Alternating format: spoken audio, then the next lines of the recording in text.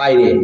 তাহলে এই হাদিস দিয়ে যদি আপনি তারাবির নামাজের দলিল দেন, তাহলে এই হাদিসের আলোকে তো আপনার রমজানের বাইরেও আপনাকে তারাবি পড়তে হবে, ঠিক না বলেন? এই কথা বোঝেন নাই আমার? আম্মাজানকে জিজ্ঞেস করা হলো রাসূলের রমজানের নামাজ কেমন ছিল? আম্মাজান বলছে রমজানে এবং রমজানের বাইরে আমার নবীজি 11 রাকাত, 8 রাকাত তাহাজ্জুদ, 3 রাকাত বেতের করেছেন। সম্মানিত হাজিরিন, সেই হাদিস নিয়ে এসে যদি আপনি সলাতুত তারাবিহ হিসেবে সাধারণ মানুষের কাছে চালিয়ে দেন, তাহলে এর চাইতে আর আপনার হাদিস, আপনি যে বোঝেন না হাদিস সম্পর্কে, যে আপনার কোনো জ্ঞান গরিমা নাই, এটা আর দুনিয়ার মানুষের কাছে আর অবুঝ নাই। জোরে বলুন কথা ঠিক কিনা?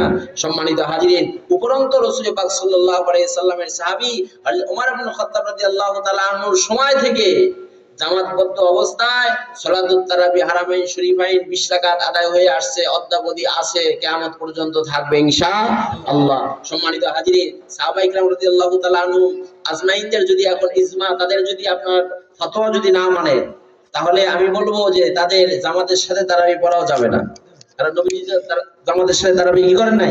করেন নাই, নবীজি একা একই করেছেন। ওমর রাদিয়াল্লাহু তাআলা আনহু মসজিদে নববীতে যা দেখেন যে ভিন্ন ভিন্ন ভাবে আপনার সাহাবীরা নামাজ পড়তে আসেন, তখন কাব ইবনে উবাইদ রাদিয়াল্লাহু তাআলা আনহুকে ইমাম বানিয়ে দিয়ে জামাত শুরু করে দিলেন।